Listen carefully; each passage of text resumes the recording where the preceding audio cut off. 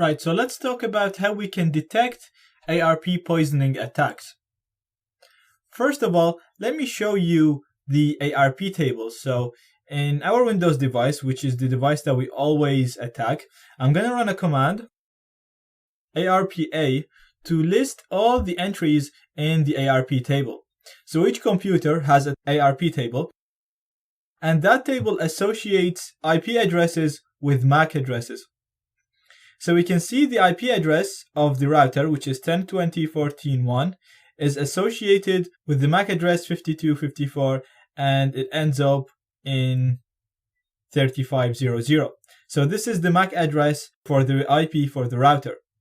So the way that ARP poisoning works, like we discussed before, is it works because each request is trusted, and clients accept responses even if they didn't send a request. So what the hacker does is he sends a response to the client telling them that they are the router. So the client will accept that, it will trust it, and it's going to accept the response even though it didn't send a request. Then we'll send another response to the router telling them that we are the client. So what this is going to do, it's going to modify the entries in the ARP tables in both in the router and in the client. And for the client, it's going to contain the hacker's MAC address, and it's going to associate that with the router's IP address. So what's basically going to happen is it's going to modify the MAC address here, and it's going to change that to the attacker's MAC address instead of the router's real MAC address. So when that happens, then the hacker will be in the middle of the connection, and they'll be able to read, analyze, and modify the packets because they're going to be flowing through the hacker device. So let's run the ARP poisoning, a normal ARP poisoning attack like we always do it. And when I go back here, I'm going to execute the same command. So I'm going to do an ARPA again. And note how the MAC address is going to be different. So the MAC address for the router, it used to be this one. And when we ran the command, then the MAC address changed to this one. And this MAC address right here is the MAC address of the network card that the attacker is using. So if I come here and just do an ifconfig, you'll see that this is the MAC address, the same MAC address that is displayed in here. So this is the easiest and the simplest way to discover ARP poisoning attacks. It's not the handiest way though, because you're going to have to keep doing this command and keep comparing the entries if you really wanted to check if you're being ARP poisoned.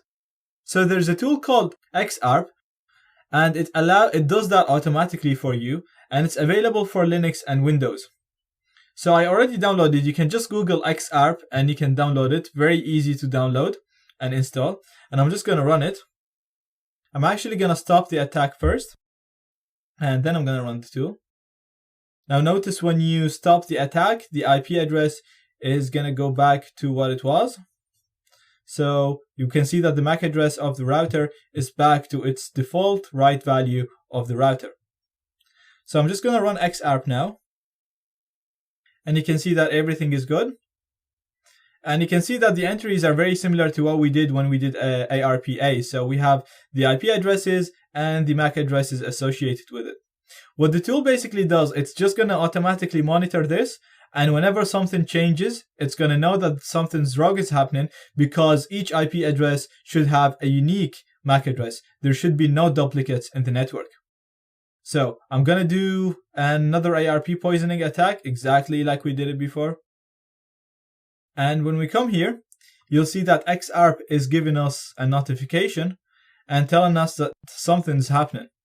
It's telling us that the MAC address for the router, which is the 10.20.14.1 IP, has changed from this to that.